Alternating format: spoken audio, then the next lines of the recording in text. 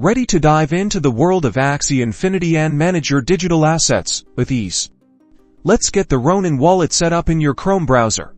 First, open your Chrome browser and search for the Chrome Web Store. Click on the link that takes you to the official Chrome Web Store website. In the search bar at the top left of the Chrome Web Store, type Ronin wallet, press enter to search.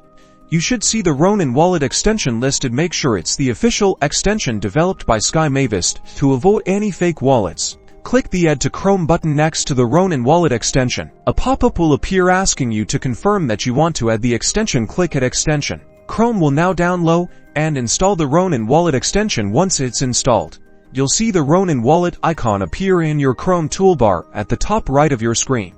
Click on the Ronin wallet icon in your toolbar. This will open the Ronin wallet. Click on the Get Started button.